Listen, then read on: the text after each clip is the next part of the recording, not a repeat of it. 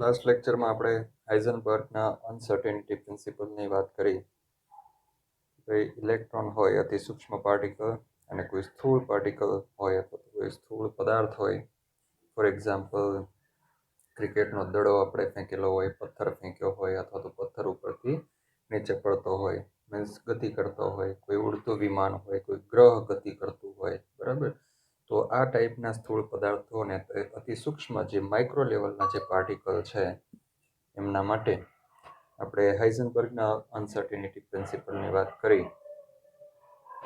એની અંદર હવે આપણે એક દાખલો જરાક જોઈને જે delta V into delta X કે જે વેગ અને સ્થાન કોઈ પાર્ટિકલનું, ગતિશીલ પાર્ટિકલનું એક જ સમયે વેગ અને સ્થાનની જે અચોક્કસતા છે એ અચોક્કસતાના મૂલ્યોમાં કેવો ડિફરન્સ આપણને જોવા મળે છે એ જોઈએ.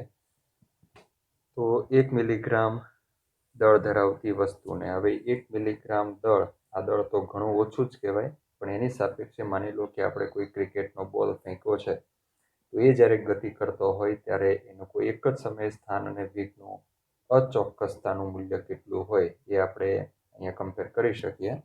તો આપણે અહીંયા લીધું છે એક મેક્રો પાર્ટિકલ જ કહેશું, વધુ દળ ધરાવતો કણ કહેશું. એ છે 1 મિલીગ્રામ, અને 1 મિલીગ્રામ બરાબર 10⁻⁶ ગ્રામ થશે. તો આટલું દળ ધરાવતો કોઈ પદાર્થ ગતિ કરતો હોય ત્યારે અનિશ્ચિતતાનો સિદ્ધાંત લાગુ પાડીએ તો આપણે સૂત્ર જાણીએ છીએ લાસ્ટ લેક્ચર પરથી. પ્લાન્ક કોન્સ્ટન્ટની વેલ્યુ મૂકી, પાઈની વેલ્યુ મૂકી, બરાબર, અને એમ એટલે દળ ઇન્ડિકેટ કરે છે, તો દળ મૂક્યું 10⁻⁶ કિલોગ્રામ. લાસ્ટ ટાઈમ કીધું કે જ્યારે જૂલ યુનિટ આવતો હોય ઉર્જાનો ત્યારે આપણે દળનો યુનિટ કિલોગ્રામ રાખશું, લંબાઈનો મીટર રાખશું અને સમયનો સેકન્ડ હોવો જોઈએ. તો અહીંયા આપણને વેલ્યુ મળે છે 10⁻28 metre square per second. Okay, metre square.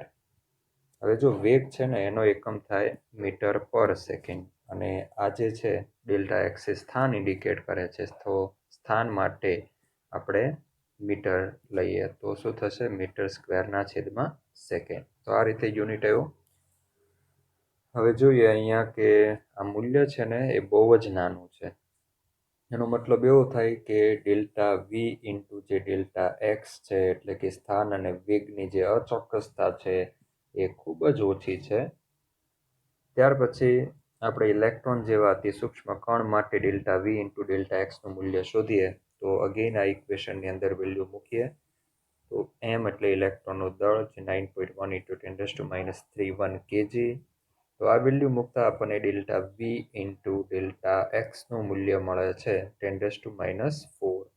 તો 10⁻⁴ એ ઘણું જ વધુ મૂલ્ય છે, ઊંચું મૂલ્ય છે કમ્પેર ટુ આ મૂલ્યની સાપેક્ષે, બરાબર. આ મૂલ્ય તો ખૂબ જ ઓછું છે. તો આની સાપેક્ષે, આ મૂલ્યની સાપેક્ષે આ મૂલ્યને આપણે અવગણી શકીએ, એને તમે ઇક્વિવેલન્ટ ટુ 0 લઈ શકો કે ભાઈ અહીંયા ડેલ્ટા વી ઇન્ટુ ડેલ્ટા એક્સનું મૂલ્ય 0 મળે છે, એટલે કે અચોક્કસતા નહિવત છે. અચોક્કસતાને આપણે નેગ્લેક્ટ અહીંયા કરી શકીએ છીએ સ્થૂળ પાર્ટિકલ ગતિ કરતો હોય તેના માટે.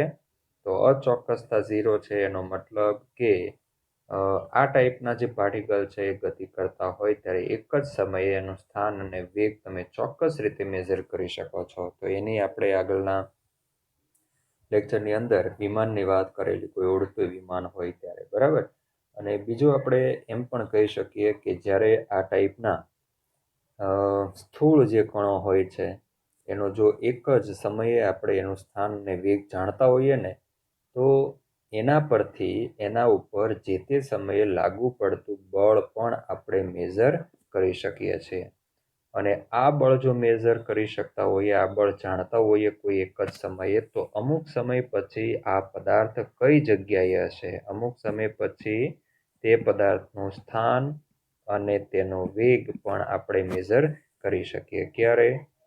અમુક સમય પછી, બરાબર. તો આપણને એ પણ ખ્યાલ આવી જશે આ કોમ્પ્યુટરથી, આપણે એ પણ જાણી શકીએ કે આ જે વિમાન છે એનું 1 કલાક પછી અથવા તો અડધો કલાક પછી, 15 મિનિટ પછી ત્રિપરિમાણમાં એનું સ્થાન અને વેગ કેટલો હશે એ આપણે મેઝર કરી શકીએ. તો એ મુજબ આપણે મિસાઇલને આદેશ આપી શકીએ. એટલા માટે આવા સ્થૂળ કણો હોય અવકાશમાં ગતિ કરતા હોય તો એને આપણે તોડી પાડી શકીએ છીએ, બરાબર. પણ ઇલેક્ટ્રોન માટે આવું પોસિબલ હોતું નથી. તો અહીંયા આપણે હાઇઝનબર્ગનો જે આ સિદ્ધાંત છે એના પરથી આપણે એવું માની શકીએ કે ઇલેક્ટ્રોન જે છે, મેં તમને લાસ્ટ ટાઈમ કીધું આની વાત કરેલી, બરાબર, કે કેન્દ્રની આસપાસ ઇલેક્ટ્રોનનો જે સ્થાન છે, વેગ છે, એ ચોક્કસ રીતે નહીં મેઝર કરી શકીએ. એના સ્થાન વિશે આપણે આગાહી કરી શકીએ છીએ, સંભાવના વ્યક્ત કરી શકીએ છીએ, બરાબર. તો અહીંયા ઇલેક્ટ્રોનનો કેન્દ્રની આસપાસ કોઈ ચોક્કસ પથ દર્શાવવો એના કરતાં બેટર રહેશે કે ત્રિપરિમાણમાં એના સ્થાન વિશે સંભાવના વ્યક્ત કરવામાં આવે. તો આ જે બધી બાબતો છે એ નીલ બોરના થિયરીની અંદર આવતી નહોતી, એટલા માટે આ બધી જ બાબતો જે છે ઇલેક્ટ્રોનનું પરફેક્ટ જે સ્થાન છે એ ખરેખર નીલ્સ બોરના જે પરમાણ્વીય નમૂનો છે એની મર્યાદાની અંદર આપણે ગણી શકીએ. ત્યાર પછી બોર નમૂનાની નિષ્ફળતાના કારણો. તો આ નિષ્ફળતાના કારણો એક ટાઈપનું એની મર્યાદા જ છે, જે મર્યાદાની અંદર આપણે સ્ટડી કરી ગયા છીએ એ જ છે કે બોર નમૂનામાં દ્રવ્યને દ્વૈત સ્વભાવમાં ધ્યાનમાં લીધો નથી. બોર નમૂનામાં આપણે ફક્ત ઇલેક્ટ્રોન છે એનો કણ સ્વભાવ જ ધ્યાનમાં લીધો છે. ઇલેક્ટ્રોનનો કયો સ્વભાવ? કણ સ્વભાવને ધ્યાનમાં લીધો છે. ઇલેક્ટ્રોનનું જે તરંગ પ્રકૃતિ છે એને બોર નમૂનામાં ધ્યાનમાં લીધી નથી. તરંગ પ્રકૃતિ ક્યાંથી આવી ઇલેક્ટ્રોનની? તો ધ બ્રોગલીનો સિદ્ધાંત હતો ને, ત્યાંથી આપણે તરંગ પ્રકૃતિ લઈ આવ્યા હતા. એ સિવાય બસ એની જ વાત કરી છે, એટલે આને અલગથી આપણે સ્ટડી કરવાની કોઈ જરૂર નથી.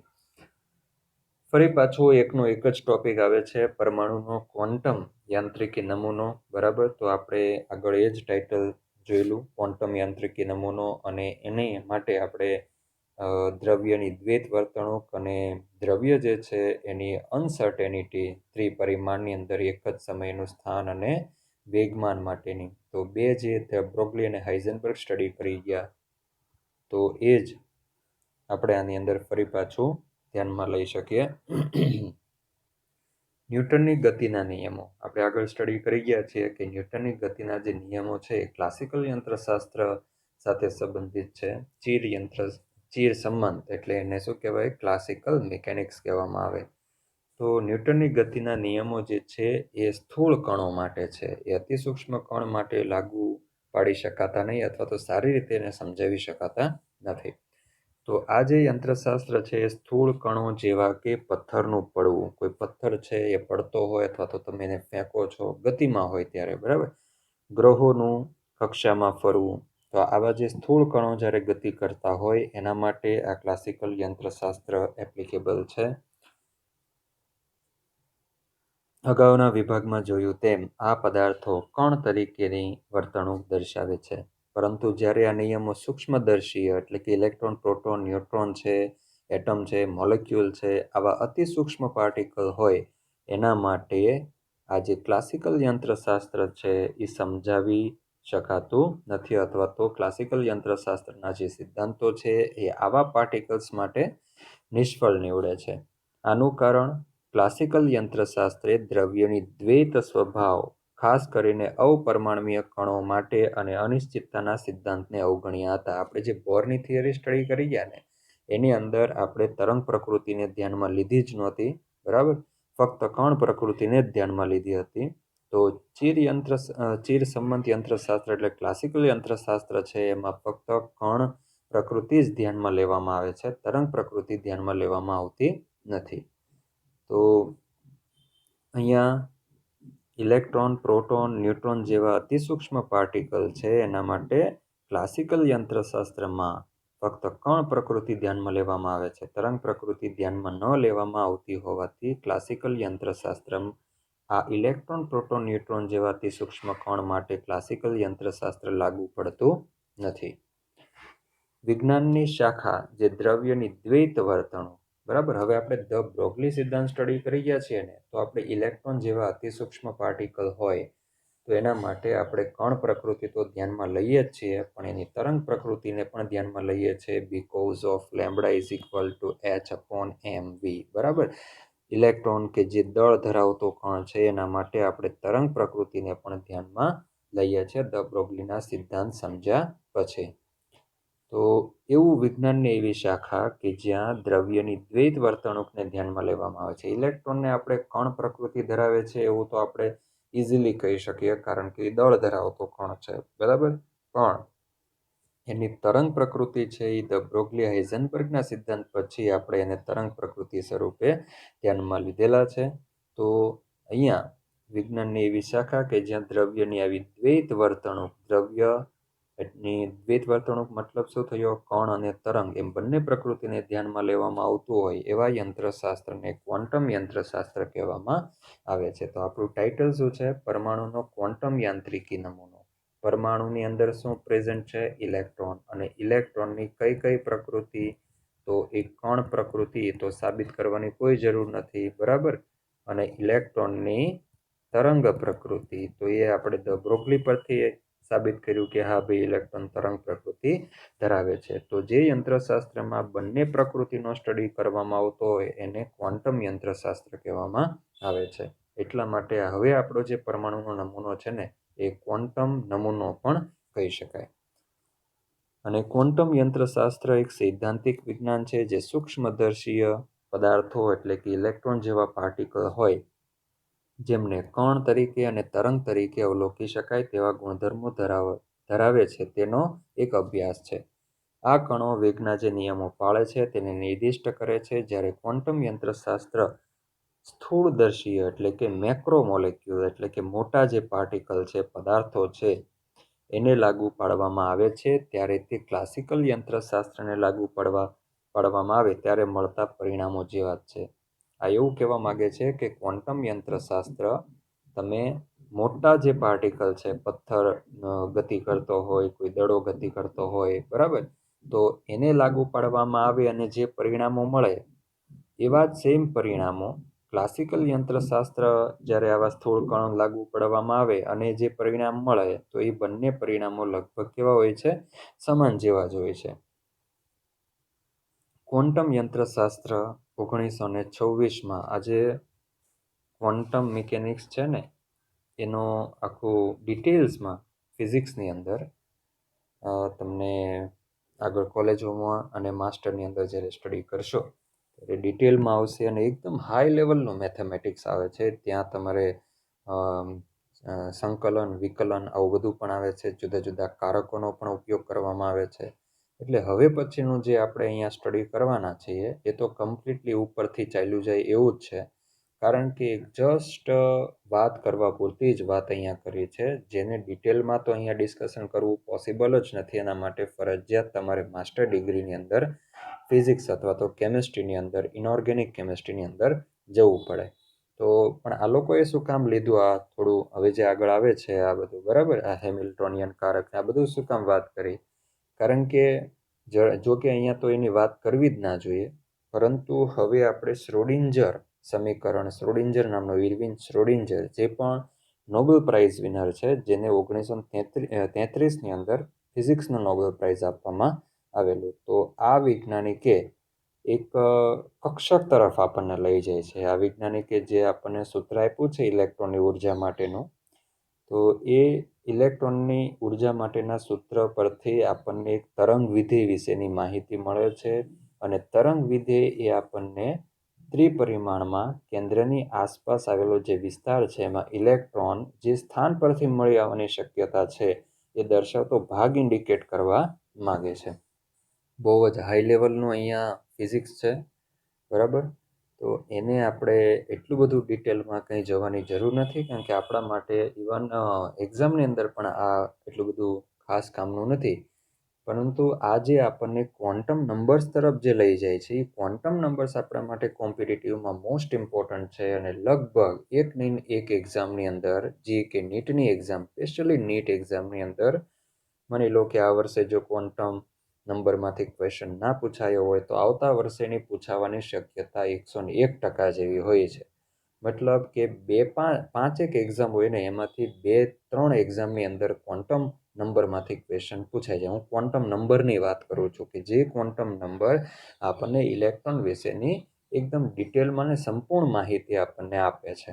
તો એ ક્વોન્ટમ નંબર જે છે એ ક્યાંથી આવ્યા? તો તો એમાં કક્ષકો આવશે, અને કક્ષકો ની વાત જે વૈજ્ઞાનિકે કરી છે એ ઇરવિન શ્રોડિંજર નામના વૈજ્ઞાનિકે કરેલી છે. તો અહીંયા બહુ જ વધારે હાઈ લેવલનું જે કેમિસ્ટ્રી ફિઝિક્સ આવે છે, પણ આપણે વધારે નથી જવાનું, કારણ કે અહીંયા તો બહુ જ જબરજસ્ત મેથેમેટિક્સ પણ આવે છે. બરાબર, આ ટોપિકની અંદર ડિટેલમાં તમે હાયર સ્ટડીઝમાં સ્ટડી કરો ને ત્યારે ત્યાં આપણને એવું લાગે જ નહીં કે અહીંયા કોઈ ઇલેક્ટ્રોનની વાત થાય છે. ત્યાં બધું સાબિત કરવાનું જ આવે. જે રીતે તમારે મેથેમેટિક્સની અંદર સાબિત કરવાનું હોય કે ભાઈ આ વત્તા બરાબર આ 0 સાબિત કરો, નાના બરાબર આ સાબિત કરો, પેલું ત્રિકોણમિતિની અંદર સાબિત કરવાનું આવતું હોય છે. એવી જ રીતે અહીંયા જુદા જુદા કારકો લઈને સાબિત કરવાનું હોય છે. પણ એનો એક જસ્ટ હેમિલ્ટોનિયન કારકની જ વાત કરી છે. વધારે બહુ કંઈ ડિટેલમાં વાત નથી કરી, કારણ કે આપણી સિલેબસની લિમિટની બહારની વસ્તુ છે. તો અહીંયા 1926માં જે વર્નર હાઇઝનબર્ગ છે, બરાબર, કે જે હાઇઝનબર્ગે આપણને એવું કીધું કે ઇલેક્ટ્રોનનો જે ચોક્કસ સ્થાન છે એ આગાહી કરવી, મેળવવું લગભગ ઇમ્પોસિબલ છે. એના સ્થાન વિશેની તમે આગાહી કરી શકો કે આ ભાઈ કેન્દ્રથી આટલે દૂર ઇલેક્ટ્રોન મળી શકે અથવા તો ઇલેક્ટ્રોન હોઈ શકે. તો આ વૈજ્ઞાનિક છે ને મ્યુનિચ યુનિવર્સિટીમાંથી પીએચડી થયેલા હતા, અને મેક્સ બોર્ન સાથે અને નિલ્સ બોર સાથે કોપનહેગનની અંદર 3 વર્ષ સુધી રહ્યા, અને ભૌતિક વિજ્ઞાનની અંદર પ્રોફેસર તરીકે એમણે કામ કરેલું. તમને ગ્રીન પેજની અંદર, ગ્રીન ભાગની અંદર વૈજ્ઞાનિકો વિશે સમજૂતી આપી છે, થોડી વાંચવાની, કે જેથી આપણને સાયન્સની અંદર ઇન્ટરેસ્ટ પડે. બીજા વિશ્વયુદ્ધની અંદર હાઇઝનબર્ગ પરમાણુ બોમ્બની જર્મન શોધમાં ઇન્ચાર્જ હતા. જ્યારે પેલો હિટલર બીજા વિશ્વયુદ્ધની અંદર જુદા જુદા ઇંગ્લેન્ડ, ફ્રાન્સ જેવા દેશો ઉપર આક્રમણ કરેલું, ત્યારે હિટલરે એમની જે પરમાણુ બોમ્બના સંશોધન માટેની જે ટીમ હતી એમાં એણે હેડ બનાવેલા હતા. કોને? Warner Heisenberg. એટલા ઇન્ટેલિજન્ટ સાયન્ટિસ્ટ હતા. અને વિશ્વયુદ્ધ પછી તેમને મેક્સ પ્લાન્ક ઇન્સ્ટિટ્યૂટની અંદર એક હેડ તરીકે નીમવામાં આવેલા. અને હાઇઝનબર્ગને 1932ની અંદર ભૌતિક વિજ્ઞાનમાં નોબેલ પ્રાઇઝ આપવામાં આવેલું. બરાબર, અને એ નોબેલ પ્રાઇઝ એણે જે ઇલેક્ટ્રોનના અનસર્ટેનિટી પ્રિન્સિપલની શોધ કરેલી એના બદલ એને નોબેલ પ્રાઇઝ ફિઝિક્સનો મળેલો. તો અહીંયા વર્નર હાઇઝનબર્ગ અને ઇરવિન શ્રોડિંજરને પણ 1933માં સંયુક્ત રીતે ડિરાક નામના સાયન્ટિસ્ટ સાથે એમને નોબેલ પ્રાઇઝ આપવામાં આવેલું. એમણે પણ પીએચડી કરેલું. એટલે હું તો એમ કહું છું, ઓસ્ટ્રિયન સાયન્ટિસ્ટ હતા, ઓસ્ટ્રિયન વૈજ્ઞાનિક. ઓસ્ટ્રિયા નામનો દેશ છે, બરાબર, યુરોપમાં. તો આ તમે અહીંયા કેમિસ્ટ્રી છે, ફિઝિક્સ છે, એની અંદર આગળ પીએચડી સુધીનું પણ ભણી શકો. કેમિસ્ટ્રીની અંદર તો પીએચડી સુધીનું ભણીને અથવા તો ફાર્મસી પણ તમે કરી શકો. જો તમને કેમિસ્ટ્રીની દવાઓ એની અંદર રસ હોય, કંઈક નવું સંશોધનો કરવા હોય, તો તમે ફાર્મસી પણ લઈ શકો. ફાર્મસી લઈને તમે આગળ એની અંદર એમફાર્મ કરી શકો. અને મોટી મોટી ભારતની જે ફાર્મા કંપનીઓ છે, સન ફાર્મા છે, ડૉક્ટર રેડ્ડીઝ લેબ છે, સિપ્લા છે, બરાબર, તો અત્યારે આપણે ઝાયડસ કેડિલા છે, તો આ કેડિલા પણ કોરોનાની જે વેક્સિન છે એની શોધમાં કંઈક બીજા ત્રીજા તબક્કાની અંદર પહોંચી ગયું છે. સીરમ ઇન્સ્ટિટ્યૂટ ઓફ ઇન્ડિયા છે, કે જે ઓક્સફર્ડ યુનિવર્સિટી સાથે એણે કોલેબોરેશન કર્યું છે. ઓક્સફર્ડ યુનિવર્સિટીએ જે કોરોનાની રસી શોધી છે, તો હવે એ રસીનું ઉત્પાદન સીરમ ઇન્સ્ટિટ્યૂટ ઓફ ઇન્ડિયા કરશે, કે જે પુણેની અંદર એ આવેલી છે. આખા વર્લ્ડની સૌથી વધુ રસીનું પ્રોડક્શન કરતી કંપની હોય તો એ સીરમ ઇન્સ્ટિટ્યૂટ ઓફ ઇન્ડિયા છે. એ સિવાયની જબરજસ્ત કંપનીઓ છે. ગ્લેનમાર્ક ફાર્મા, એ પણ આપણા ભારતની છે. સિપ્લા છે. કેડિલા તો એ ગુજરાતીની છે, કેડિલા. પછી સન ફાર્મા ગુજરાતીની છે, બરાબર. લ્યુપિન લિમિટેડ છે, તો આ પણ બહુ મોટી ફાર્મા કંપની છે. ટોરેન્ટ ફાર્મા છે, ટોરેન્ટ ફાર્મા પણ ગુજરાતીની છે, પટેલની જ છે ટોરેન્ટ ફાર્મા. તો આ બધી કંપનીઓની અંદર બહુ જ મોટા રિસર્ચ સેન્ટરો હોય છે, જુદી જુદા રોગની દવાઓ શોધવા માટેના. એટલે જરૂરી નથી કે તમે ડૉક્ટર જ બનો, બરાબર, એક એન્જિનિયર જ બનો. આ એટલું જબરજસ્ત ફિલ્ડ છે. આપણે ખબર છે જુદા જુદા રોગો તો આવતા જ રહેવાના છે. તો આ રોગો માટે જુદી જુદી દવાઓની પણ જરૂર પડવાની છે. તો કન્ટિન્યુઅસલી જુદા જુદા રોગો માટે વેક્સિન છે, દવાઓ છે, એનું સંશોધન ચાલતું જ હોય છે. તો આપણે એ ફિલ્ડની અંદર પણ કામ કરી શકીએ એઝ અ સાયન્ટિસ્ટ તરીકે. મને તો એ સમજાતું જ નથી કે ભાઈ ડૉક્ટર બનવાનો જ મોહ શા માટે, બરાબર? તમે પીએચડી કરો, આ તમે જુઓ છો ને નોબેલ પ્રાઇઝ વિનરો, આ બધા સાયન્ટિસ્ટો છે એ ડૉક્ટર જ કહેવાય. કારણ કે પીએચડીની ડિગ્રી મળે એટલે એ ડૉક્ટર કહેવાય, પણ એ પછી ઓલા શરીરશાસ્ત્રના ડૉક્ટર નહીં, બરાબર? એ એક સાયન્ટિસ્ટો.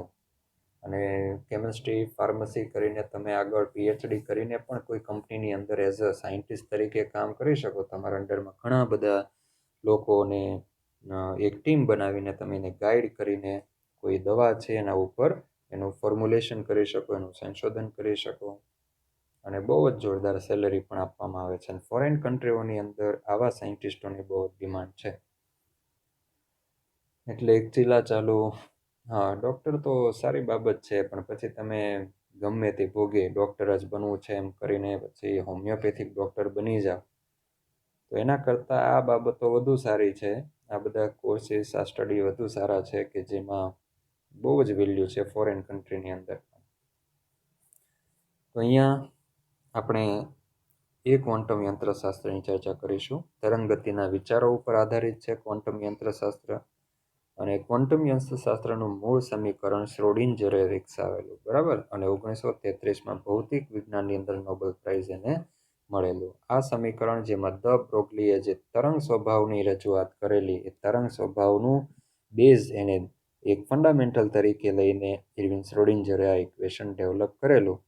જે ઇક્વેશન હું તમને અહીંયા બતાવું.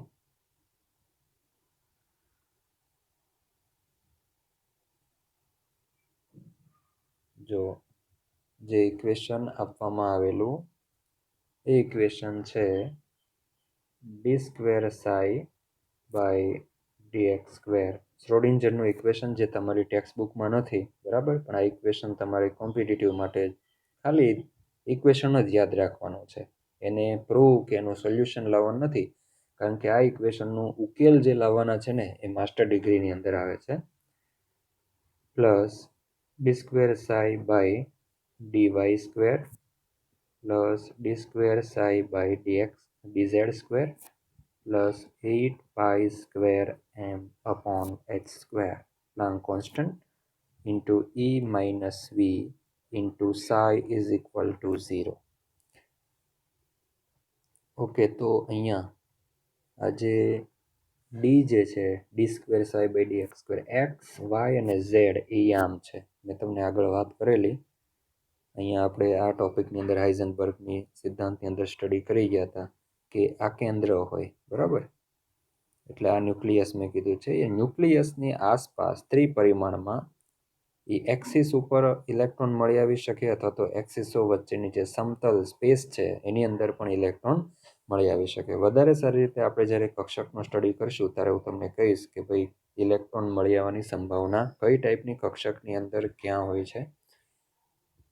એટલે એક્સ, વાય અને ઝેડ શું કામ લેવામાં આવે છે? કારણ કે ઇલેક્ટ્રોન છે ને એ કેન્દ્રની આસપાસ એક્સ એક્સિસની ડિરેક્શનમાં પણ મળી આવી શકે, વાય એક્સિસ પર પણ હોઈ શકે, ઝેડ પર એક્સિસો વચ્ચેના સમતલની અંદર અથવા તો પ્લેનની અંદર હોઈ શકે. સાઈ જે છે ને આ ત્રિશૂળ જેવું દેખાય ને એને સાઈ કહેવામાં આવે.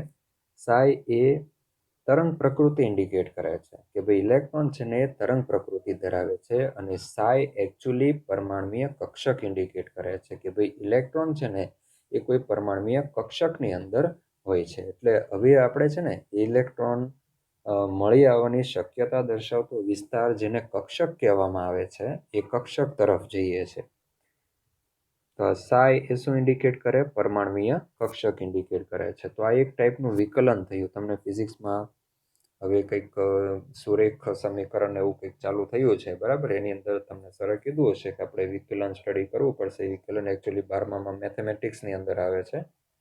તો પણ તમારે ફિઝિક્સના દાખલા ગણવા માટે પણ વિકલનની જરૂર પડશે. તો આ એક ટાઈપનું સાઈનું વિકલન છે એક્સની સાપેક્ષે. અહીંયા સાઈનું વિકલન જે છે એ વાયની સાપેક્ષે. એટલે આ બહુ જોરદાર મેથેમેટિક્સ છે. તમે અહીંયા એક એમ જ ઇલેક્ટ્રોન વિશે માહિતી નથી મેળવી શકતા, કારણ કે આખું ચેપ્ટર છે ક્વોન્ટમ યંત્રશાસ્ત્ર, જે તમે અહીંયા એક નાના એવા ટોપિકની અંદર આ સ્ટડી કરો છો. માસ્ટરની અંદર સ્પેશિયલ ચેપ્ટર આવે છે ક્વોન્ટમ યંત્રશાસ્ત્ર, કે જે લગભગ માસ્ટરની અંદર મોટા 21-22 વર્ષના છોકરા હોય ને એને ઉપરથી જાય છે, અને એના માટેના સરો તો બહુ જ ઓછા છે કે જે ક્વોન્ટમ મિકેનિક્સની અંદર એની માસ્ટરી હોય. લગભગ સરો નહીં સમજાતું નથી હોતું.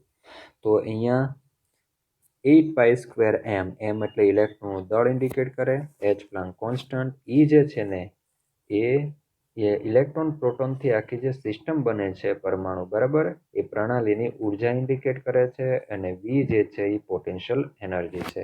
તો આ છે ને ઇલેક્ટ્રોનની ઉર્જાનું સૂત્ર છે. ક્યારે ઇલેક્ટ્રોનની ઉર્જાનું?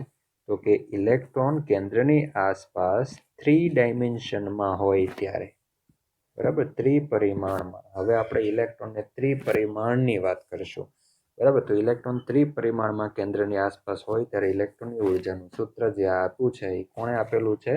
શ્રોડિંજર નામના સાયન્ટિસ્ટે. તો અહીંયા આને શ્રોડિંજર સમીકરણ પણ કહેવામાં આવે છે. ઓકે, આપણે ફક્ત આ સૂત્ર જ યાદ રાખવાનું છે, એનું જે એક્સપ્લેનેશન છે, એનો ઉકેલ છે, એની આપણે કોઈ જરૂર નથી. બાકી આ સમીકરણના ઉકેલ લાવવાના હોય છે. એવું પૂછાય છે માસ્ટરની અંદર, 5 માર્કનો ક્વેશ્ચન પૂછાય કે ભાઈ આ જે સૂત્ર છે આખું, બરાબર, એનો બરાબર 0 સાબિત કરો. ત્યારે તમારે એક પેટી લેવાની હોય છે. એ પેટીની અંદર ત્રિપરિમાણમાં એક પાર્ટિકલ ઇલેક્ટ્રોન હોય, બરાબર, અને મેથેમેટિક્સનો ઉપયોગ કરીને તમારે 0 સાબિત કરવાનું હોય છે. હવે આપણે આગળ જઈએ તો અહીંયા આ સમીકરણ જેમાં દ બ્રોગલી દ્વારા રજૂ કરેલ તરંગ સ્વભાવનો સમાવેશ કરવામાં આવેલો છે તે ખૂબ જ જટિલ છે, બરાબર, અને તેના ઉકેલ માટે ઉચ્ચતર ગણિતશાસ્ત્રની જરૂર પડે છે. ઉચ્ચતર ધોરણ એટલે 12મામાં પણ નહીં. આ વસ્તુ તમારે ક્યાં આવશે? કોલેજોની અંદર, કોલેજ અને માસ્ટરની અંદર તમે એના વિશે સ્પેશિયલી જો કેમેસ્ટ્રી અથવા તો ફિઝિક્સ લીધું હશે તો તમને સ્ટડી કરવા મળશે. પરમાણુ કે અણુ જેવી પ્રણાલી જેની ઉર્જા સમય સાથે બદલાતી નથી માટે શ્રોડિંજર સમીકરણ h cap psi = E psi પ્રમાણે લખી શકાય, જેમાં h કેપ છે એ ગાણિતીય કારક છે જેને હેમિલ્ટોનિયન કારક કહેવામાં આવે છે. અહીંયા તો ફક્ત એક જ કારકની વાત કરી છે, હેમિલ્ટોનિયન કારક. બાકી લાપ્લાસિયન કારક, બહુ બધા કારકો યુઝ કરવામાં આવે છે. અને આ જે E છે એ પ્રણાલીની ઉર્જા છે.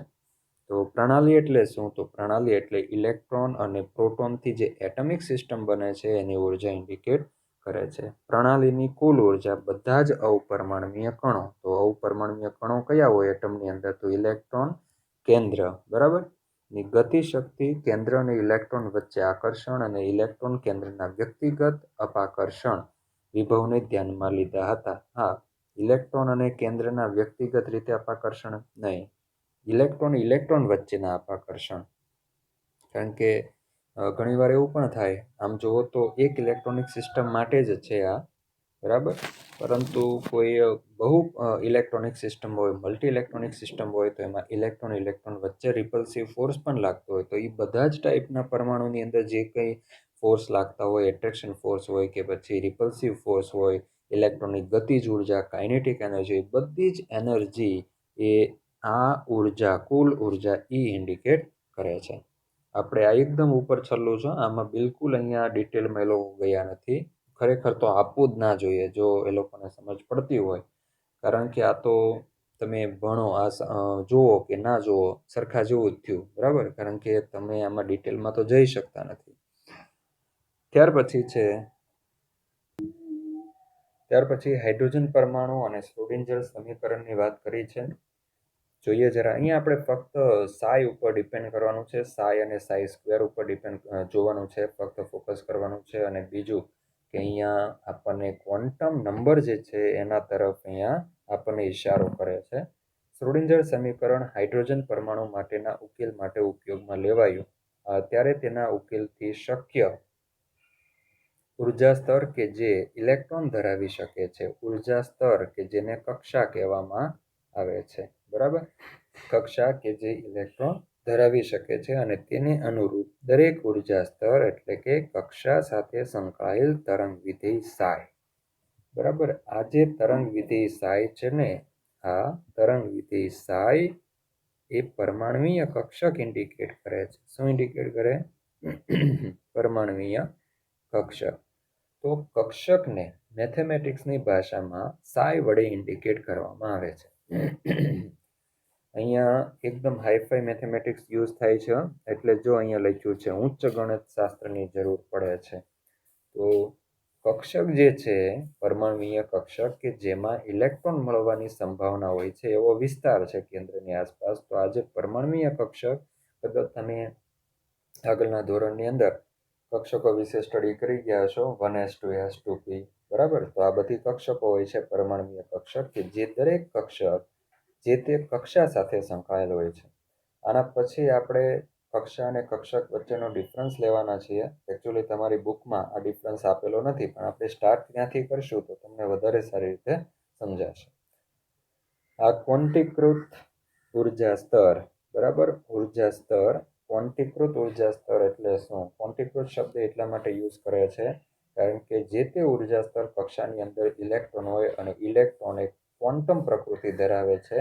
હવે આપણે ખબર છે ઇલેક્ટ્રોન દ્વિત પ્રકૃતિ ધરાવે છે, કણ પ્રકૃતિ અને તરંગ, અને બંને પ્રકૃતિ જ્યારે ધ્યાનમાં લેવામાં આવતી હોય ત્યારે યંત્રશાસ્ત્રને આપણે શું કહીએ છીએ? ક્વોન્ટમ યંત્રશાસ્ત્રને. આ ટાઈપના ઇલેક્ટ્રોન ધરાવતી કક્ષાને આપણે શું કહીએ છીએ? ક્વોન્ટીકૃત ઉર્જા સ્તર. તેને અનુરૂપ તરંગ વિધેય જેમને 3 ક્વોન્ટમાંક, આ મહત્વનું છે. જો આ ડાર્ક કર્યું છે, આપણે આ જ સ્ટડી કરવાનું છે. હવે આપણે આના તરફ જઈ રહ્યા છીએ કે જે તમારા માટે કોમ્પિટિટિવ એક્ઝામમાં ખૂબ જ મહત્વનું છે.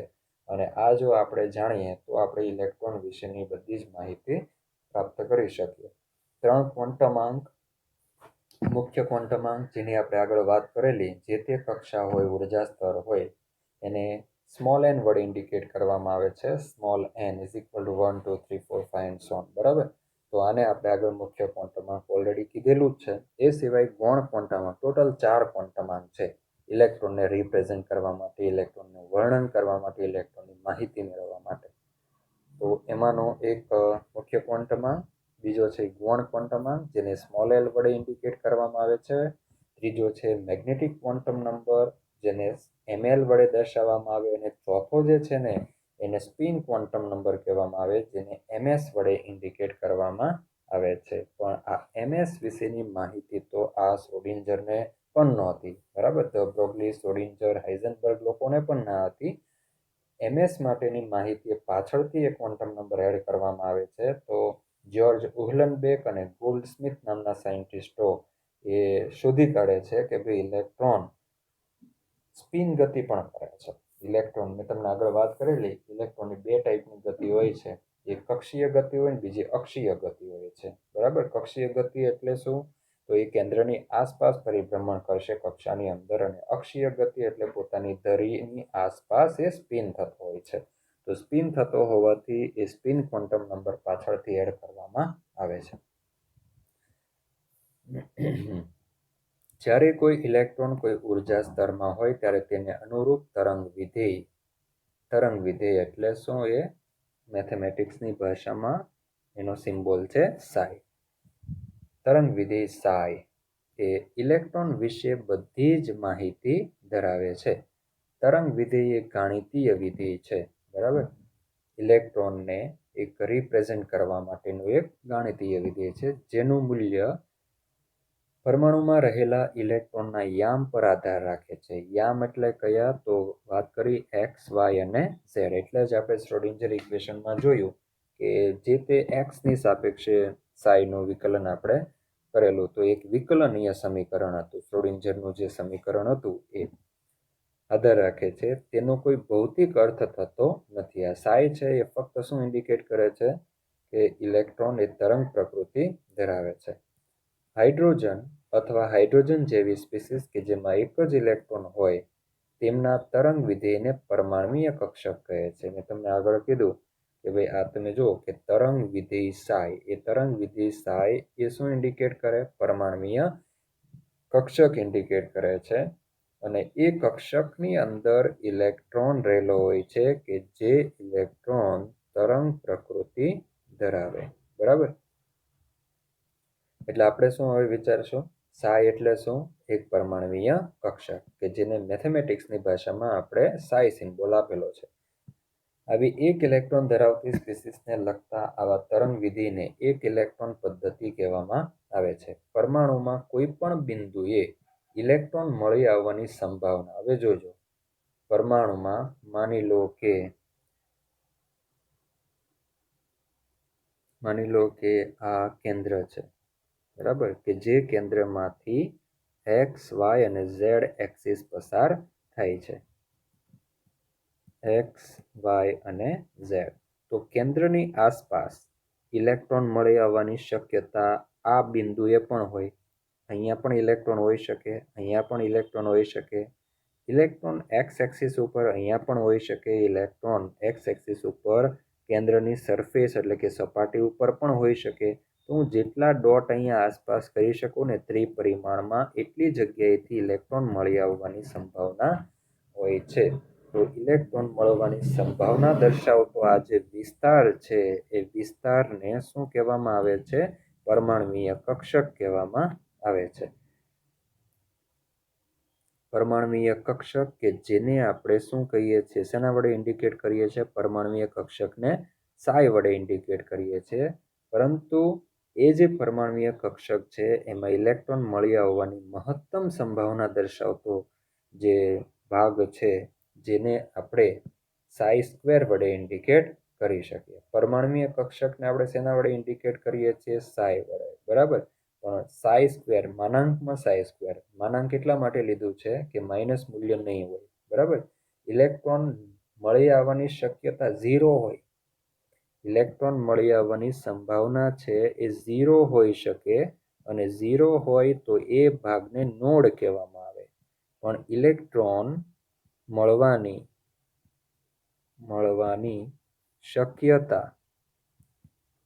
શક્યતા ક્યારેય ઋણ ન હોય, બરાબર. એટલા માટે આ માનાંક કરેલું છે. એટલે કે ઇલેક્ટ્રોન મળવાની સંભાવના પોઝિટિવ હોય, કાં તો પછી કેવી હોય? 0 હોય. હવે ઇલેક્ટ્રોન કેન્દ્રની આસપાસ મળવાની સંભાવના કઈ જગ્યાએ 0 હોય એ પણ આપણે આગળ કક્ષકનો જ્યારે સ્ટડી કરશું ને ત્યારે આપણે જોઈ લઈશું. અને 0 મળવાની સંભાવના દર્શાવતો વિસ્તાર એને નોડ કહેવામાં આવે છે, બરાબર. અહીંયાથી તમારે બહુ જ ધ્યાન આપવું પડશે, કારણ કે આ ટોપિક છે એક્ઝામ, આ જે આપણે વાત કરીએ છીએ તો જસ્ટ એક સમજવા માટે એક ઇન્ફોર્મેશન છે. પણ જ્યારે આપણો ટોપિક છે એ ટોપિક નંબર 2.6.1 ચાલુ થશે, ક્વોન્ટમ નંબરનો ટોપિક, બરાબર, એ મોસ્ટ ઇમ્પોર્ટન્ટ રહેશે ને એમાંથી જ જનરલી કોમ્પિટિટિવમાં MCQ પૂછાતા હોય છે. એટલે એ જે આ ટોપિક છે ને એને સમજવા માટે આપણે આ લખાણ આપણે અત્યારે આ જોઈએ છે. બાકી આને આપણે ગોખવાની કોઈ જરૂર નથી. અત્યારે આ પેજ તમને દેખાય એને ગોખવાની કાંઈ જરૂર નથી. એ ફક્ત તમને ક્વોન્ટમ નંબર શું છે અને પરમાણવીય કક્ષકોને આપણે શેના વડે દર્શાવીએ? સાય વડે. સાય વડે શું કામ દર્શાવીએ? સાય શું છે એની જ જસ્ટ માહિતી આપે છે. તો ખ્યાલ આવશે. પરમાણુમાં કોઈ પણ બિંદુએ ઇલેક્ટ્રોન મળી આવવાની પ્રોબેબિલિટી, જો હવે પ્રોબેબિલિટી શબ્દનો યુઝ થશે, મળી જ આવે હોય જ એવું આપણે કહેતા નથી. પ્રોબેબિલિટી, અને પ્રોબેબિલિટી શબ્દ ક્યાંથી આવ્યો? તો આ આવ્યો હાઇઝનબર્ગની થિયરી પરથી, બરાબર. હાઇઝનબર્ગની થિયરી પરથી આ શબ્દ આવેલો છે, સંભાવના. તો એ સંભાવ્યતા તે બિંદુએ સાય સ્ક્વેરને સમપ્રમાણમાં હોય છે. એટલે સાય સ્ક્વેર શું ઇન્ડિકેટ કરે? ઇલેક્ટ્રોન મળી આવવાની સંભાવના ઇન્ડિકેટ કરે. અને ઇલેક્ટ્રોન મળી આવવાની સંભાવના દર્શાવતો વિસ્તાર એ પરમાણુય કક્ષક ઇન્ડિકેટ કરે, જેને આપણે સાય વડે દર્શાવીએ છીએ. તો માટેના હાઇડ્રોજન પરમાણુ માટેના ક્વોન્ટમ યંત્રશાસ્ત્રીય પરિણામો સફળતાપૂર્વક હાઇડ્રોજન પરમાણુની બધી જ બાબતો જેમાં બોર નમૂનાના આધારે ન સમજાવી શકાયેલ એ બાબતો અહીંયા સમજાવી શકાય છે. બોરના નમૂનાની અંદર ફક્ત કણ પ્રકૃતિની જ વાત કરી છે. એટલે એવું જ કીધું છે કે ભાઈ આ પહેલી કક્ષા, એમાં ઇલેક્ટ્રોન હોય, બરાબર. પણ ઇલેક્ટ્રોન એ ખાલી કણ પ્રકૃતિ થઈ. પણ ઇલેક્ટ્રોન તરંગ પ્રકૃતિની જ્યારે તમે વાત કરો ને ત્યારે તમે ફક્ત કક્ષાથી ઇલેક્ટ્રોનને ના સમજાવી શકો એના માટે તમારે કક્ષક તરફ જવું પડે તરંગ પ્રકૃતિની જ્યારે વાત કરતા હો ત્યારે. એટલા માટે જ આપણે અહીંયા હવે કક્ષક તરફ જઈએ છીએ, કારણ કે આપણે ઇલેક્ટ્રોનનો દ્વૈત પ્રકૃતિ એટલે કે તરંગ સ્વભાવને પણ ધ્યાનમાં લઈ લીધું છે.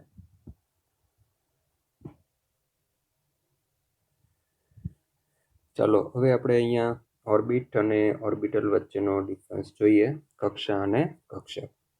તો કક્ષા તો બહુ સિમ્પલ છે, નિલ્સ બોરની થિયરીમાં પણ આપણે કક્ષા જોઈ ગયા છીએ. તો પહેલાં આપણે એની વ્યાખ્યા આપી શકીએ. Orbit is nothing but a circular path around the nucleus in which the electron revolves around the nucleus with certain energy. Means અહીંયા એવું કહી શકો કે ઓર્બિટ એક સર્ક્યુલર પથ છે. કેવો? એક વર્તુળાકાર માર્ગ અથવા તો પથ.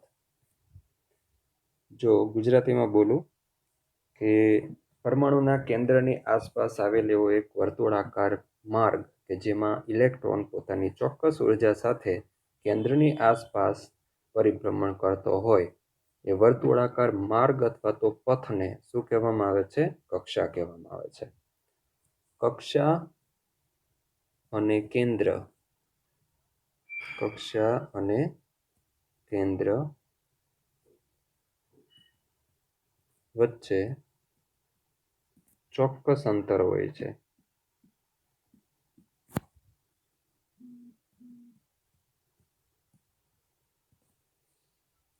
અને આપણે હાઇડ્રોજન એટમ માટે એક્ઝામ્પલ તરીકે આપણે લઈએ ફોર H એટમ માટે n = 1 થી કેન્દ્ર વચ્ચેનું અંતર આપણને ખબર છે, નિલ્સ બોરે કીધેલું 0.529 એંગસ્ટ્રોમ. આ ફિક્સ થઈ ગયું, બરાબર. ઇલેક્ટ્રોનથી કેન્દ્ર વચ્ચેનું અંતર નહીં.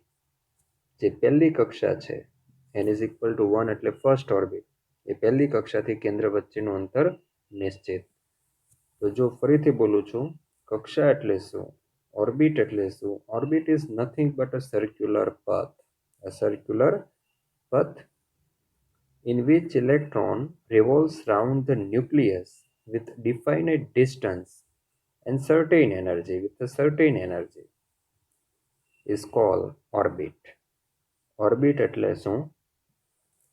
પરમાણુના કેન્દ્રની આસપાસ આવેલ એક વર્તુળાકાર માર્ગ કે જેમાં ઇલેક્ટ્રોન પોતાની ચોક્કસ ઉર્જા સાથે કેન્દ્રની આસપાસ પરિભ્રમણ કરતો હોય, અને આ કેન્દ્ર અને એ માર્ગ વચ્ચેનું અંતર ફિક્સ હોય, નિશ્ચિત હોય, એ માર્ગ અથવા પથને કક્ષા કહેવામાં આવે. એટલે કક્ષા છે ને એ ખરેખર 2 ડાયમેન્શનમાં છે. એક સર્ક્યુલર પટ્ટો છે, બરાબર, કેન્દ્રની આસપાસ આવેલો સર્ક્યુલર પટ્ટો કે જેની અંદર ઇલેક્ટ્રોન કેન્દ્રની આસપાસ ચોક્કસ ઉર્જા સાથે પરિભ્રમણ કરે છે. જ્યારે અહીંયા કક્ષક છે ને એ 3 ડાયમેન્શનલ સ્પેસ છે. Orbital is nothing but a 3-dimensional space around the nucleus in which the probability of finding an electron is maximum. Orbit શું છે? Probability શબ્દ હું બોલ્યો. Probability of an electron is maximum. ક્યાં? તો around the nucleus in a 3-dimension space. એટલે કે કેન્દ્રની આસપાસ આવેલો આ કેન્દ્ર હોય અને આ અક્ષો છે, બરાબર. તો કેન્દ્રની આસપાસ આવેલો આ ત્રિપરિમાણીય વિસ્તાર કે જ્યાંથી ઇલેક્ટ્રોન મળી આવવાની સંભાવના કેવી હોય? મેક્ઝિમમ હોય. આવો જે 3D સ્પેસ છે, 3D સ્પેસ કે જ્યાંથી ઇલેક્ટ્રોન મળવાની સંભાવના મહત્તમ હોય, તે અવકાશને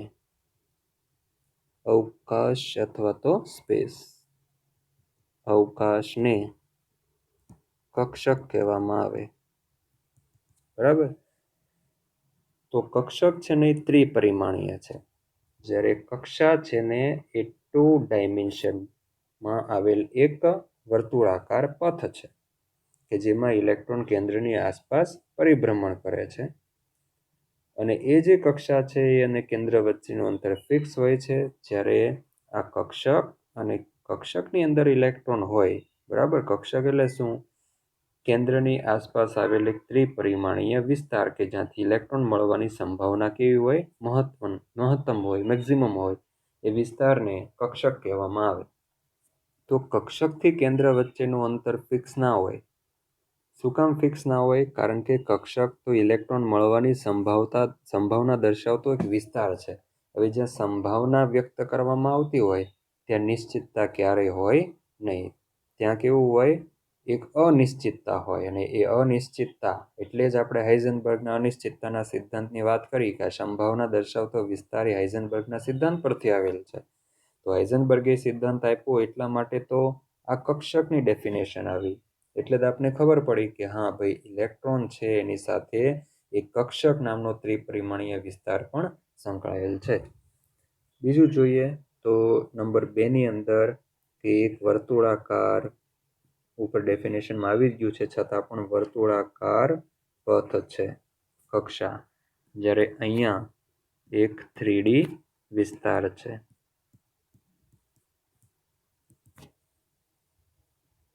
નંબર 3 ની અંદર it is a well defined path that revolving electrons follow around a nucleus. આપણે ખબર છે, ફર્સ્ટ ડેફિનેશનમાં સ્ટડી કરી ગયા કે ભાઈ ઇલેક્ટ્રોન આ પથમાં ન્યુક્લિયસની આસપાસ પરિભ્રમણ કરે છે. જ્યારે આની અંદર શું આવશે? કક્ષકની અંદર કે ભાઈ એક ત્રિપરિમાણીય ન્યુક્લિયસની આસપાસનો વિસ્તાર છે કે જ્યાં ઇલેક્ટ્રોન મળી આવવાની સંભાવના મેક્સિમમ હોય છે.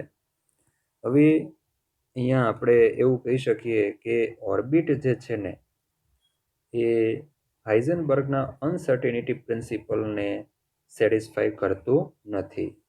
આ જે કક્ષા છે એ ફક્ત નીલ્સ બોરને સેટિસ્ફાય કરે છે. કક્ષા જે ટર્મ છે એ બોરની થિયરીને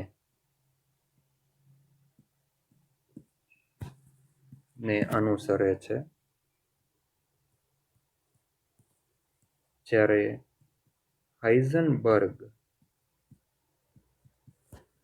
ને અનુસરતું નથી.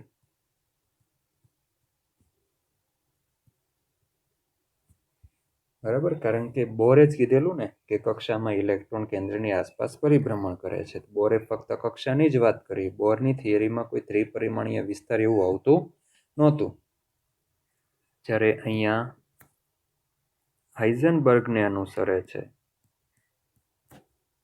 હાઇઝનબર્ગે સંભાવના વ્યક્ત કરી એટલે તો સંભાવના દર્શાવતો વિસ્તાર આવ્યો કેન્દ્રની આસપાસ કે જેની અંદર ઇલેક્ટ્રોન મળવાની શક્યતા હોય. બરાબર, તો આ વિસ્તાર છે એને જ આપણે શું કહીએ છીએ? કક્ષક. હાઇઝનબર્ગને અનુસરે છે. નંબર 4 ની વાત કરીએ, આપણે ખ્યાલ આવશે કક્ષા અને કક્ષક ખરેખર શું છે. બરાબર, છતાં કક્ષક વિશે હજુ આપણે ડિટેલમાં જવાના છીએ જ્યારે ક્વોન્ટમ આંકનો ઉપયોગ કરીશું ત્યારે, અને કક્ષકના જુદા જુદા આકાર જ્યારે સ્ટડી કરશું ત્યારે આકાર પરથી આપણે વધારે ખ્યાલ આવશે. કક્ષામાં ઇલેક્ટ્રોનની સંખ્યા 2n² મુજબ હોય છે.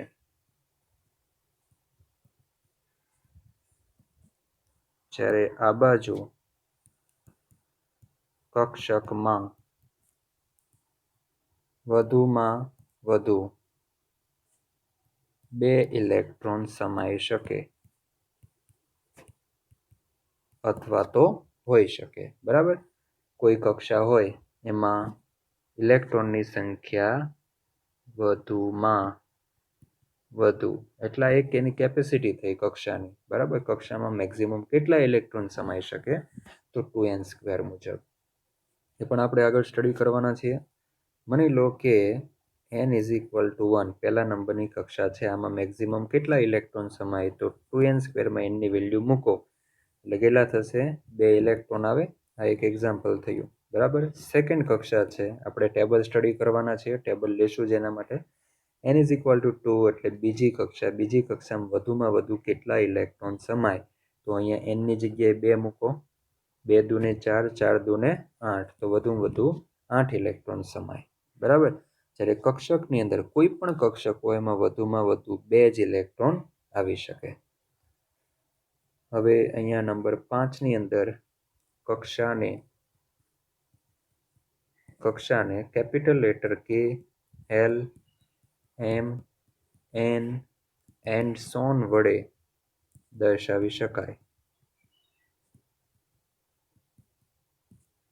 જ્યારે નંબર 5 ની અંદર કક્ષકને small letter s, p, d, f, g, h and so on વડે દર્શાવી શકાય.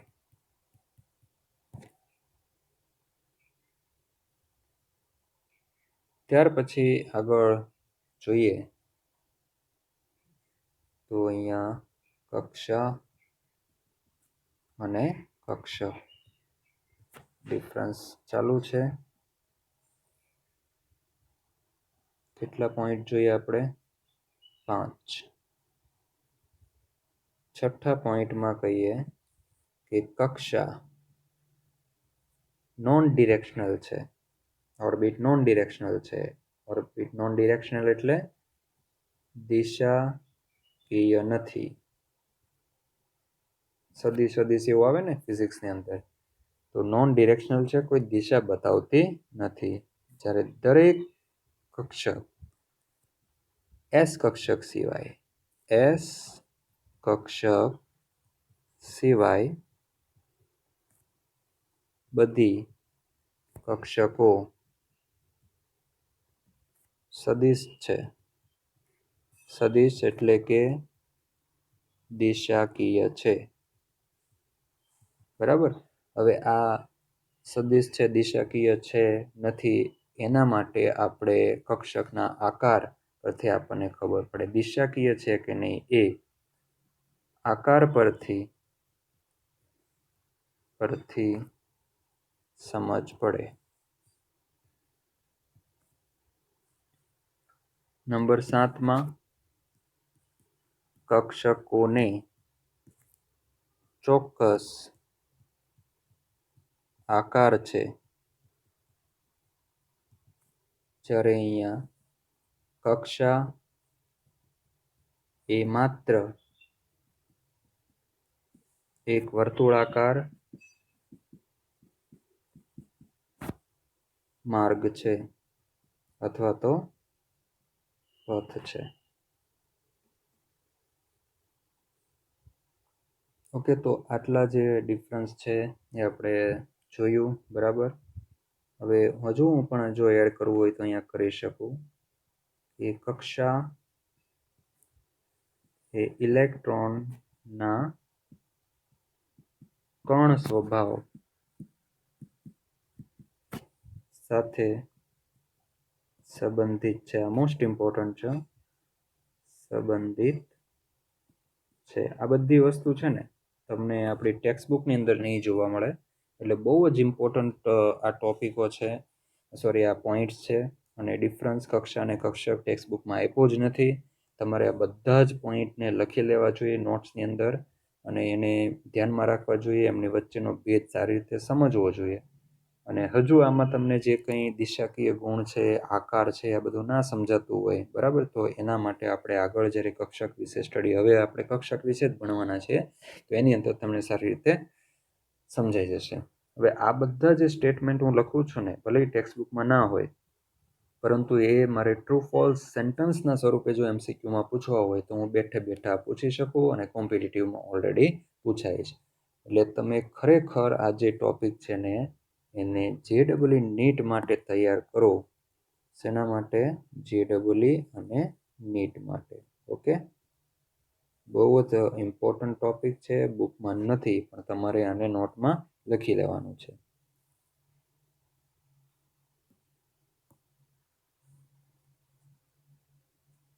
બરાબર. એટલે કણ સ્વભાવ સાથે અને અહીંયા કક્ષક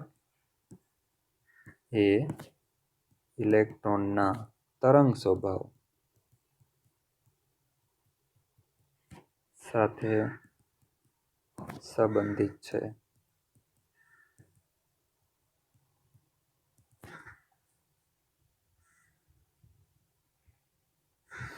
okay, particle nature, 2 dimension. Okay, અને આગળ આપણે એસપીડીએફ એટસેટ્રા. હા, હજુ પણ જે પી કક્ષક છે તમે અહીંયા એવું એડ કરી શકો કે ભાઈ આ એસપીડીએફ છે એમાં પણ પીના પાછા 3 પ્રકાર પડે, બરાબર. એમાં પી એક્સ એક્ઝામ્પલ તરીકે પી વાય અને પી ઝેડ. એવી જ રીતે ડીના પણ પ્રકાર પડશે, D X Y, D Y Z, D X Z etcetera.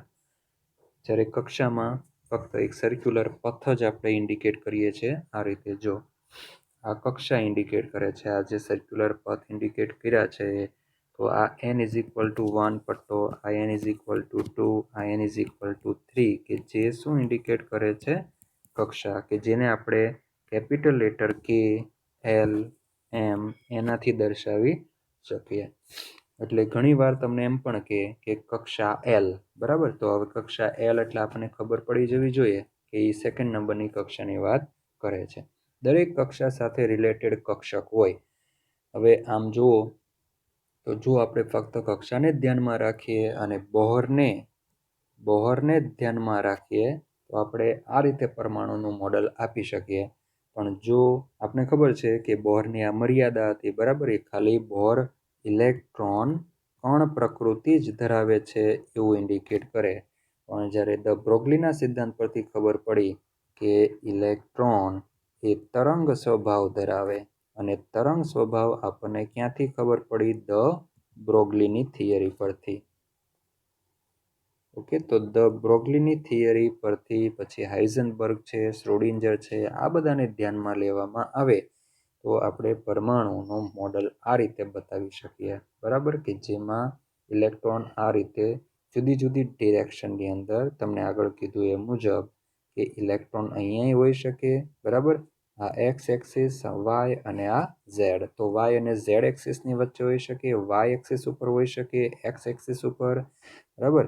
X અને આ બાજુ પણ થાય ને, આ ઝેડ જ થયું, આ વાય થયું અને આ શું થયું? એક્સ. ઇલેક્ટ્રોન આ બાજુની સાઈડ પણ હોઈ શકે, ઇલેક્ટ્રોન અહીંયા પણ હોઈ શકે. માની લઈએ કે આ આપણું પરમાણુનું શું છે? કેન્દ્ર છે. આ પરમાણુનું કેન્દ્ર, તો કેન્દ્રની આસપાસ ગમે ત્યાં ઇલેક્ટ્રોન મળવાની સંભાવના હોઈ શકે. તો તમે જોઈ શકો આ એક ન્યુક્લિયસ છે, વચ્ચે આ જે બતાવ્યું છે ન્યુક્લિયસની આસપાસ ત્રિપરિમાણની અંદર આ એકચ્યુઅલમાં નમૂનો જે છે એ 3D મોડલ છે, બરાબર. અને આ જે મોડલ છે ને એ 2 ડાયમેન્શન મોડલ છે પરમાણુનું. અને સાચું મોડલ ખરેખર કયું છે? તો 3 ડાયમેન્શન મોડલ છે એ ટ્રુ મોડલ છે, બરાબર, અથવા તો ટ્રુ સ્ટ્રક્ચર છે એટમનું. તો કક્ષા કક્ષક વિશે આપણને થોડી ઘણી સમજ પડી છે. વધારે કક્ષક વિશે આપણને ખ્યાલ આવશે. કક્ષા વિશે તો કંઈ નવું છે જ નહીં. કક્ષાને ઉર્જા સ્તર પણ કહેવામાં આવે છે. હવે જો કોઈ પણ કક્ષા હોય ને એને રિલેટેડ કક્ષક હોય. હું એમ નથી કહેતો કે કક્ષાની અંદર કક્ષક હોય, બરાબર. હું એમ કહું છું કે કક્ષાને રિલેટેડ કક્ષક હોય. તો કોઈ પણ કક્ષાને રિલેટેડ કેટલી કક્ષક હોય એની સંખ્યા પણ આપણે મેઝર કરી શકીએ છીએ. તો એ આપણે એક ટેબલ હું તમને આપીશ. હવે એના માટે કક્ષકોની જે સંખ્યા છે એ જાણવી હોય તો n² મુજબ, તો જે રીતે આપણે અહીંયા કક્ષામાં ઇલેક્ટ્રોનની સંખ્યા 2n², તો જરાક આપણે એવું પણ લખી શકીએ કે અહીંયા કક્ષાને સંબંધિત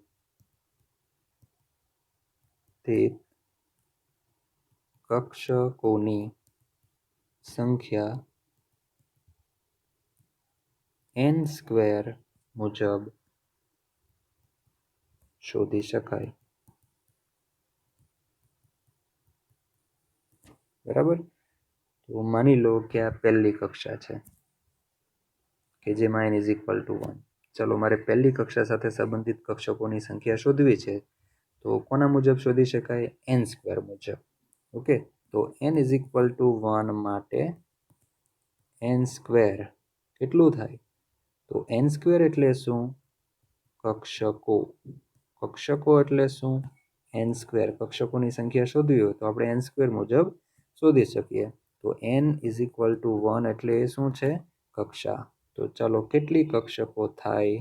તો કક્ષકો અહીંયા 1 મૂકો એટલે 1 કક્ષક આવે. એવી જ રીતે n ઇઝ ઇક્વલ ટુ 2 માટે એનની જગ્યાએ 2 મૂકો, 2 દૂને 4. n ઇઝ ઇક્વલ ટુ 3 માટે 3 તેરીને 9. તો પહેલી જે કક્ષા છે ને ગુલાબી પટ્ટો, એ પહેલી કક્ષા સર્ક્યુલર પથ, સમજ પડી?